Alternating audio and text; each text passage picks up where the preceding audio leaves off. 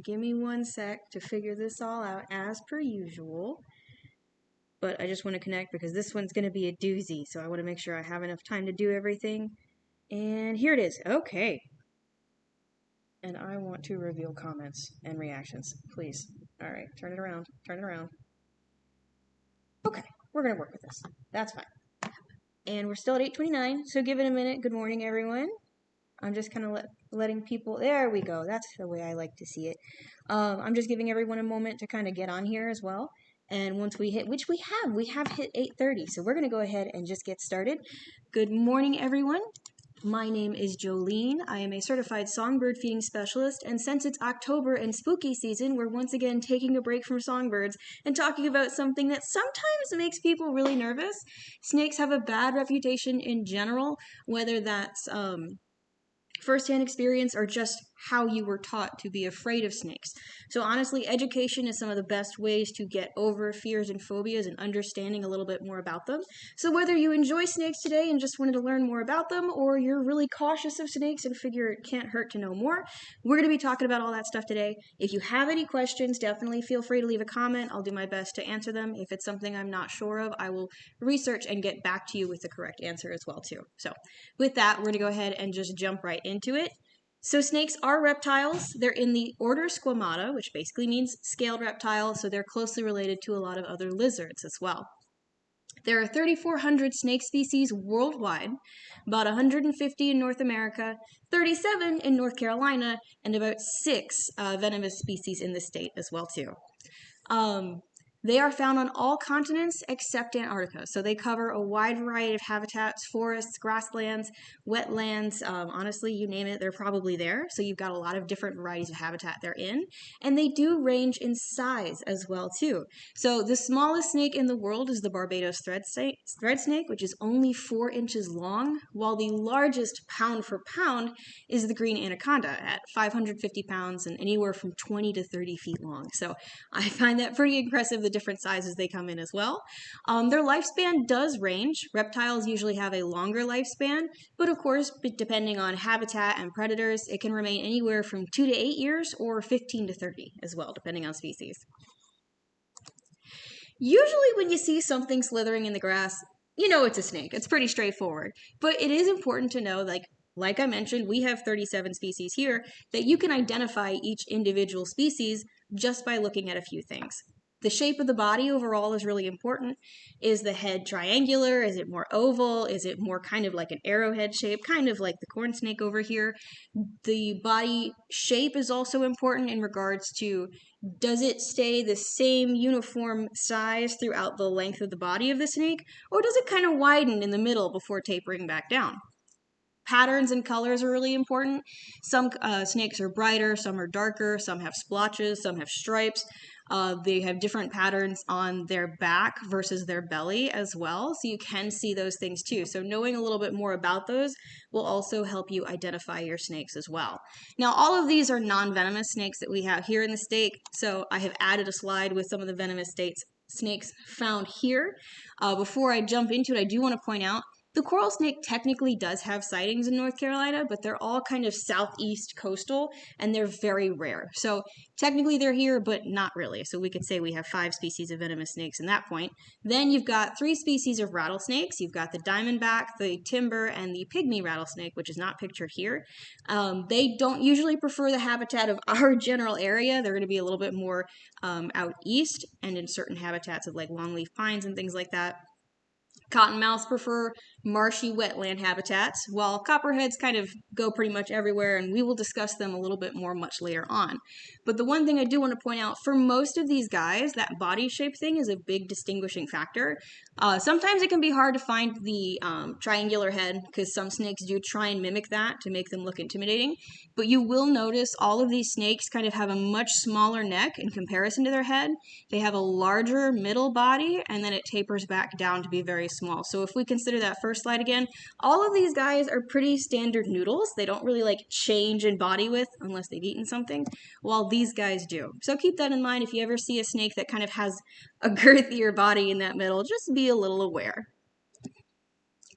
So I know I mentioned that obviously snakes slither, and they're one of the few creatures that do, but we actually also have a species of legless lizard that does exist. So what is the difference between a snake and a legless lizard? Well, snakes have lidless eyes, so they can't blink. There's actually a scale that protects their eyes, think like goggles, and they also lack external ears. So their sense of sound and hearing is actually more through vibrations in the ground. Like other reptiles, these guys are ectothermic, which a lot of people usually associate as that cold-blooded term, but basically they can't produce their own body heat like we can. They require an outside heat source, so that's why you'll usually see snakes kind of coiled up, either sunbathing or maybe they're in the middle of the road because the asphalt is very hot and very warm, or on a nice hot rock as well too. In most cases, you will not find snakes in an area where the temperature is below 60 degrees consistently. At that point in time, usually these guys will go into brumation, which is basically like hibernation for reptiles, and they won't come back out until the temperatures start to increase again. Now, like I mentioned earlier, these guys do have scales. They're a part of that order, but these scales are not slimy. They're very cool to the touch, but usually they're pretty smooth. Now, another really cool thing about snakes is they do have a forked tongue. Probably a lot of people have seen this, but basically their tongue splits off to two pieces in the front. And what that does is it actually collects scent particles when it flicks out into the air. And when it goes back into the mouth, it kind of slots up into the upper roof of the mouth, into the Jacobson's organ. And that's where a lot of those scents are processed. So when a snake is looking for its usual territory, possible prey, keeping away from predators, all that scent information is transferred from the tongue to the roof of the mouth. These guys also do only have floating ribs, and that does not mean they just kind of float and don't connect to anything. These guys have a spine that starts obviously from their neck and then it goes all the way down to their tail. And floating ribs connect to the spine, but don't connect anywhere else. So if you think about us, we have a sternum in the front, ribs in the back, and they connect together. Most of them do. But for the floating ribs, these actually just connect to the spine so that when these guys are eating something a little bit larger than them, those ribs actually expand a little bit to make room for that. And that's why they are like that. I think it's pretty neat. Not only that, fun fact, these guys only have one functional lung. The other one is very small and not really useful to their overall, function because there's only so much room in these little noodles, to be honest with you. So, those scales are really important, and just like birds and just like us, skin of any kind does need to be maintained. So snakes do shed their skin in a process called ecdysis. And this can happen, it's general maintenance throughout their life.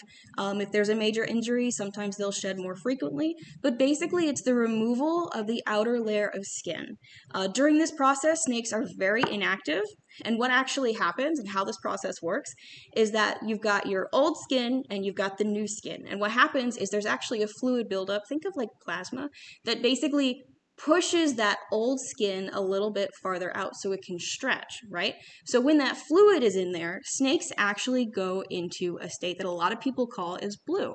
That fluid does change the overall coloration of the snake, and you can see it in front of their eyes, because again, that is a scale that covers their eyes. This garter snake has a nice clear eye right there, while this water snake has it in a more blue or clouded way. So during this process, these guys can't see. They're very nervous, very unpredictable because they can't protect themselves as well. So just be aware of that if you ever find a snake in blue as well too. This process does clear up a few days before the actual shed. And when a snake is ready, it'll basically take its head, rub against a coarse surface, break that old layer of skin, and slide out of it, right like a tube sock. So it's a pretty interesting thing to watch as well. Most people usually just find the snake shed that's left over. Hold on, let me get this right. Okay, so basically when a snake sheds, it looks something like this. It's pretty dry, pretty brittle. It does cover all of the scales. In this case, I've only got half a shed here. And it is not always the exact size of a snake either. But it does give you an idea of kind of what the length is, because again, they were stretching that old skin out as well. One other thing I wanted to point out about these guys is that rattlesnakes, when they shed, a part of that shed actually adds on to the rattle. And they kind of like basically overlap on each other. So when they kind of rub against each other, it makes that rattling sound. So the longer a The longer of a rattle that a rattlesnake has determines how many sheds they've gone through, which usually means they're a little bit older as well too. So let's talk about feeding behaviors. This is definitely something that I'm sure a lot of people have questions about or have seen pretty often, or maybe not at all, really. Anyways, let's continue. So these guys are carnivorous, but the diet can vary depending on the species. So you've got some that focus on mammals or other snakes or fish or amphibians. It depends on the species and the habitat. Some snakes do hunting during the day, others hunt at night, and some do a mix of both. But when they do hunt, usually they'll continue scenting and looking for a scent trail. Once they detect it, they'll track it until they find the location that that prey is in, and they'll either hunt or ambush it as well. So scent is very important in this regard. There are some species that actually hunt by heat signature or heat radiation, and that's like the infrared style. And those are snakes that have pit organs. So pythons, vipers, and there's a few others as well too, that actually just have little extra holes in their head on their upper lip in between like their eye and their nose that help detect these heat signatures. So that gives them an extra boost in regards to the prey that they're hunting as well. When they do try and subjugate their prey to eat it, there's a few different styles that this happens. A lot of them are constrictors, so they'll grab their prey and they'll coil around it really tightly until they can eat it that way. Then there are others that are venomous, which basically inject the venom. Some, the prey gets away and they kind of track it down until it succumbs to the venom. Others will inject the venom and also just kind of eat it at the same time. Depends on the snake species. Now, these guys do eat their prey whole. They do not unhinge their jaw. So a way the snake jaw works is basically their lower jaw comes in two pieces, right? And in the front, it's actually connected by a ligament. So when these guys are eating something bigger than them, they kind of like shift their lower jaw around their food until it gets really, really big. And then as they continue to eat that food, it kind of goes back down and it comes back to normal. So they don't unhinge their jaw. That would probably be very inefficient, but it is very impressive to watch that kind of stretch as well too. So that is how that happens as well. It's all ligaments and stretchy things like that. Now, obviously snakes don't have a lot going for them in the kind of the attraction department in regards to birds have lots of bright and colorful feathers. Snakes have no legs or feathers, so they kind of got to work with what they have. So their courtship is very simple. Certain species, not all of them, do participate in male-to-male combat, which is very interesting to observe. Basically, two males will kind of confront each other, and they will basically have a wrestling match and see who can topple the other to the ground. They can go on for hours until one of them gets tired and decides they've had enough. In other cases, with a male and female, there will be a lot of like chin rubbing and head jerking to get the other's attention. Now, these guys are polygynous, so usually one male mates with many females in one season. There's very few cases of monogamy, but it sometimes happens. But that's kind of just one of the things that primarily works for them. And then when it comes to when the female is ready to give birth, there's actually 3 different styles that it occurs in, depending on the snake species. And I included this because I think the words are fun to say. So basically, a lot of snakes are oviparous, and this is when they lay eggs, and that's what we're pretty much used to. But there are some snakes that are ovoviviparous, which basically means they incubate the eggs in the body and give live birth. So the eggs kind of hatch internally, and then they just give live birth when that's ready. And then there are other snakes that are viviparous, and they scrap the whole egg laying process as well, and they just give live birth. Viviparous species are usually found in colder habitats as well, and they are not usually, hold on, that's, okay. Sorry, my thing got distracted, so I don't see it anymore. Basically, viviparous species are found in cooler habitats, so they're more in areas where it's more energy efficient to just kind of incubate as much as possible rather than laying eggs and producing all that as well too.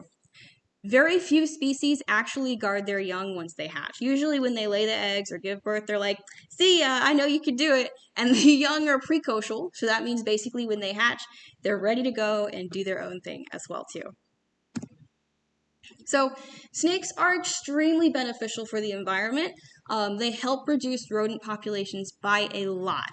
And while rodents not necessarily bad on their own, they do transfer a lot of disease very easily, as well as through flea and tick numbers. So these snakes, by keeping down these populations, are making a huge difference in regards to the spread of a lot of diseases. Not only that, they're a great food resource for a lot of birds of prey. These guys, I'm trying to think, sorry, a lot of owls and raptors will utilize snakes as well too, which is a great thing for them. And then not only that, but even venomous species come in a lot of help as well too. A lot of venom, especially in copperheads too, is used for studies in cancer treatments and medical research, while other snakes' venom has been synthesized in medicines to treat pain, high blood pressure, and other diseases too. So it's honestly a very impressive process. I'm trying to make sure, okay, it is still going. Sorry about that. I've been getting a little distracted because it threw things off. I'm seeing comments as well. Okay, all right, good. Okay, I am back on track. Sorry about that. So, while snakes are very beneficial, again, a lot of people don't come into contact with them that often. And from a young age, a lot of people are told fear snakes, like they're pretty aggressive, like be careful. So I want to talk a little bit about their defense mechanisms so that we are more prepared and we are more understanding of how snakes work as well. So genuinely, if given the option, a lot of snakes are going to retreat or going to stay completely still in the hopes that you do not see them. If you think about this, they do not have a lot going for them in regards to the offensive department, okay? Yeah, they've got the option to bite and maybe they can coil, but we are very large and to them we are very intimidating. So the minute that they try and bite, which is a last resort, they have left themselves extremely vulnerable to any other attacks that can happen afterwards. So they're going to try everything else before getting to that point. So some of the defense mechanisms that you might see include hissing or rattling. These are just basically noisemakers to say, I'm very uncomfortable, please, what are you doing? Like, back off. Rattling can happen in any snake species. Obviously, rattlesnakes do a great job because their rattles are very loud and very obvious, but other species can have just a standard tail and just kind of buzz it against leaf litter or the grass as an indicator to say, hey, I'm not having a good time. Others take a more more interesting approach. Some will musk, which is basically when they release a foul smell out of their cloaca or their rear end to deter predators and say, wow, look at how disgusting I am. Like, nobody wants to eat me. The hognose actually does this, and they also try and flatten their head to make them look like a venomous snake in an attempt to get people to not deal with them. But as a last resort, they also play dead, where they roll over, open their mouth, and stick their tongue out. And they're so good at this that if you try and put them back over, they will roll back over on their back because they're not done playing dead. But at this point, they're also very stressed, so as interesting of a behavior that is, you also know that they're kind of doing what they can as a last resort. Other snakes do also perform displays, and this is basically when they do something to present themselves to say, hey, don't, like, look what I can do. So cottonmouths are a really good example of that, and honestly, that's kind of where their name came from. If you get too close to a cottonmouth, they honestly will open their mouth really wide and show you their white mouth and say, hey, look what I can do. Like, don't come any closer, please. It's really recommended. And honestly, that's one of those things to just say back off as well, too. So a lot of these are options to kind of say, leave the area if you can. If you see any of these behaviors, give them some space. Usually they'll kind of keep going as long as you kind of give them the space that they need. Other snakes try and warn them as soon as you see them. So some snakes are aposematic, which means they have colors to warn predators that they are dangerous. Think also of the poison dart frog and the monarch butterfly. These also are the same category. Coral snakes, again, while they're not really here that much, do have those behaviors. They have bright colors that are very identifiable to predators that say, hey, I'm bad, don't eat me, I'm toxic, like, you will not make it through this encounter. Because they are so good at that, and a lot of animals learn that lesson, there are also mimics of the coral snake, including milk snakes and scarlet king snakes. Again, two other species that we have in the state, but sometimes are a little bit more elusive. But these guys copy those color patterns just a little bit more to make themselves seem intimidating as well, even though they are not venomous. Now, a lot of people have a lot of rhymes like red on black, venom black, red on yellow, kill a fellow. These rhymes are not always 100% efficient or accurate in regards to all snakes. So if you ever have any doubt about any snakes, just take a step back, walk away. They'll keep going. They're honestly not aggressive. It's just one of those things where they will do what they can to defend themselves. So, with that said, let's talk about the copperhead, because of the 6 species we have in North Carolina, the other ones can be pretty elusive unless you're going directly into their habitat. Copperheads will take advantage of suburban and urban areas, and they kind of have no problem with it. The good news is the copperhead has the least potent venom of the 6 species in North Carolina, but they are the most common venomous snake. So pros and cons here. When it comes to identification, these guys are pretty straightforward once you know what you're looking for. They only range to be about 2 to 3 feet long. If you find anything longer than that, chances are it's not a copperhead. They have that triangular head. They do have slit pupils, but these pupils can dilate when it's in a darker area, so please keep that in mind. That's obviously not always the best indicator. And they do have crossbands. Now, these crossbands are like the biggest thing. Usually they look like hourglasses, dumbbells, saddlebags, a Hershey's Kiss. But basically what these crossbands are is we are looking at the dark brown part of the snake, okay? So on the side of the snake, it's going to be at the widest of the band, okay?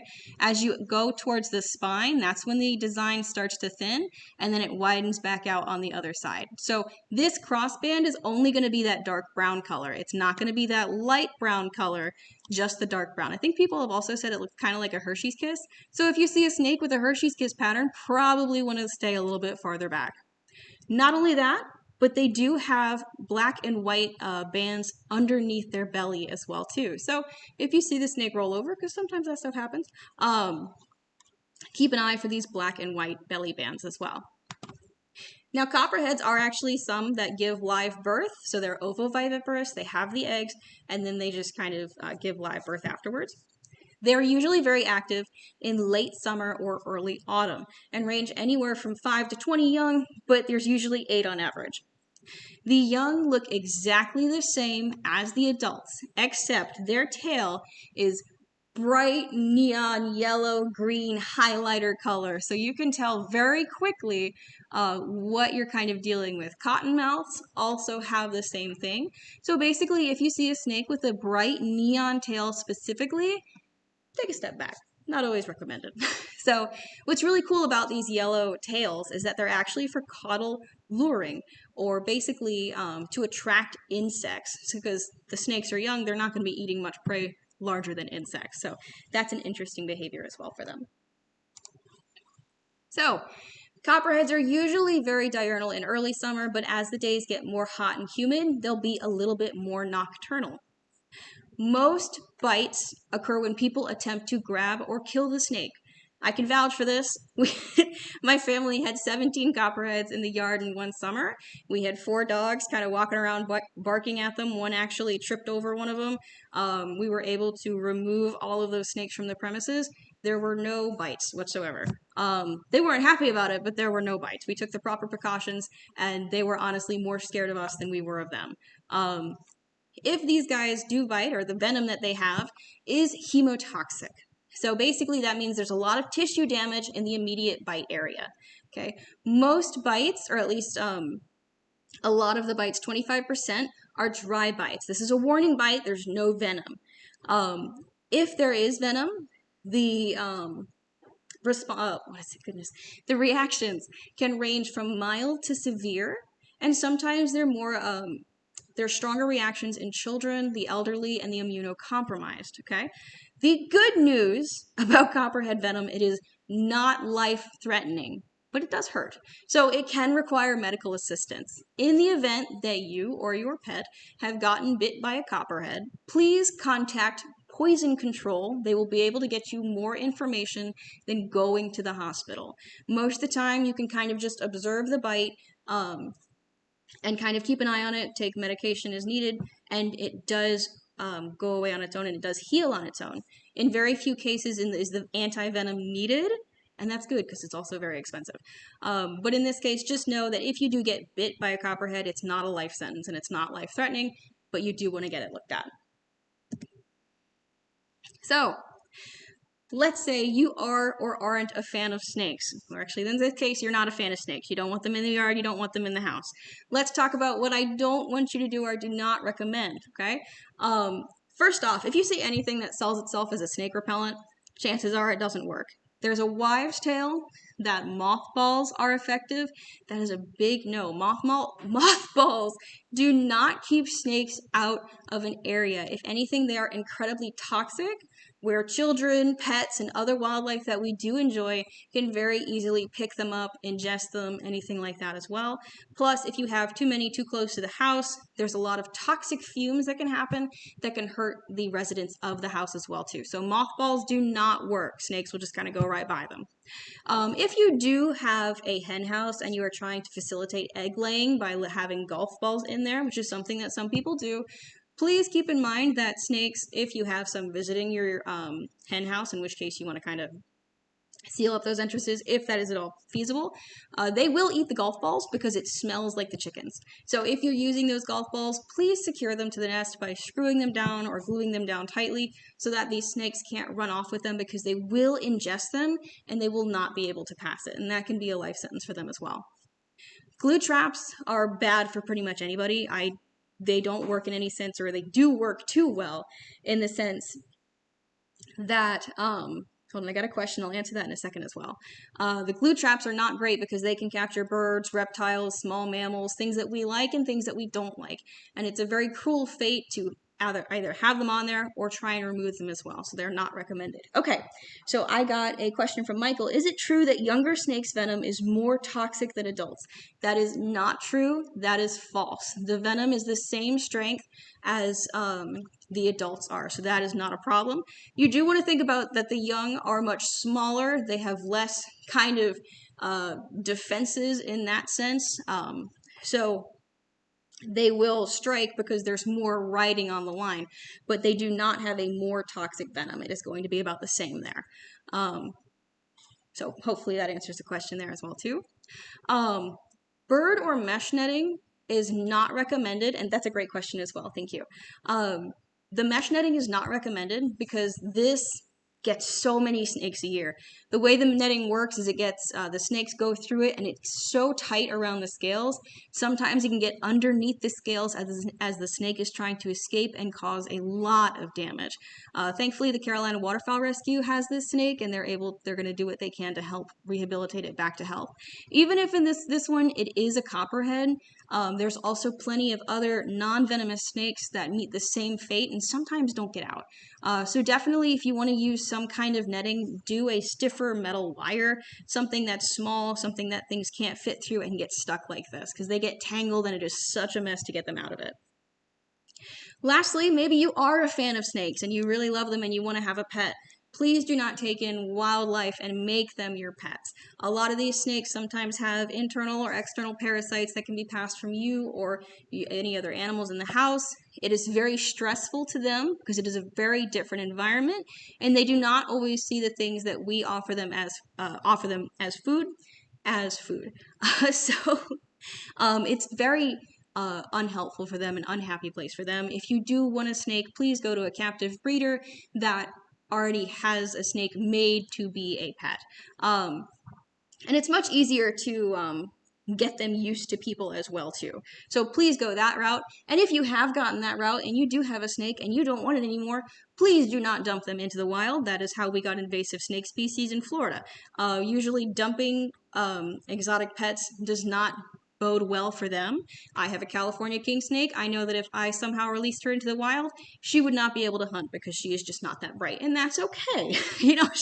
I help her for a reason. So definitely rehome them. It's going to be better for them in the long run as well too. Now, the things that I can recommend are prevention is the best method of keeping things pretty contained. So if you've got a yard that's got a lot of potential hiding spots like brush piles, scrap metal, or wood boards, clean that stuff up. Make it neat, because snakes will take advantage of that as a nice hiding place or a great brumation spot for the colder months. If you have areas in like your basement or your crawl space that are larger than 1/4 of an inch or 1/4 of an inch, seal those up because snakes can get in there. And if you've ever found a snake shed in a crawl space, you know why. Not only that, since a lot of us feed our birds, having clean and dry storage space for wildlife food is very important. A lot of people, not a lot of people, but some people ask me, like, don't bird feeders attract snakes? Not really. That's not really something that happens. What happens is that when the food falls from the feeders and you've got a lot of this mess on the ground, you're offering the opportunity for smaller rodents and other wildlife to come in, which does attract the snake's attention. So keeping a clean feeding space, keeping your food stored in a dry area so that you don't have a lot of mice or any other rodents in the area will reduce the chances of a snake coming by. If you do have a snake in your yard, chances are most of the time these guys are non-venomous. You can just kind of wait for them to leave. They're not super interested in confronting you, and I know some people are really not interested in confronting them. Let's say it is either a venomous species or something that you just really don't want there, and that's fine. You know, that happens. You can contact critter control, you can contact rehabilitation centers and see if they have anybody that can come out and remove the snake for you. But there is a really awesome Facebook page called Snake Relocation Directory that works for the entire US that basically helps people find someone to have a snake removed from their yard. So that is always an option as well. And if you are going somewhere that is snake territory, so high grasses, places where you can't watch your step, wear closed-toed shoes, because that's at least going to provide some kind of barrier if you happen to step on something or kind of get in the way of that as well too. And that happens. So just be prepared, and prevention, again, is the best method that anybody can really ask for as well. So, for joining me on this, I hope you guys found that interesting. I do have a coupon code available for today only. It's a $5 off 25 coupon, and the coupon code is SNAKE. So this is available for in-store or phone order, depending on what suits you best. There will be a second viewing of this presentation in store at 11 a.m. as well too. So if you know somebody that happens to be in the area, they can come in and check that out as well too.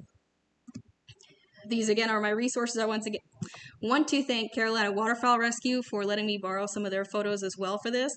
They do a lot of great work for both songbirds, reptiles, mammals, pretty much any animal under the sun.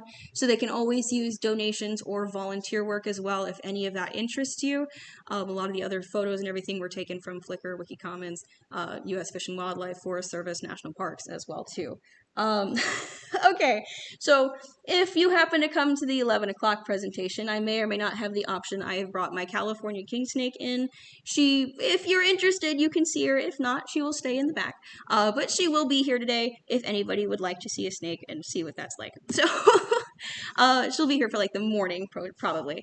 So with that, once again, thank you guys very much for stopping in. I hope you found this interesting and know a little bit more than what you did about snakes before. If you have any questions, definitely feel free to keep commenting or send a phone call or an email or whichever of the like as well. So once again, thank you very much. I hope you guys have a great day and a fantastic spooky season as well. Thank you. Bye.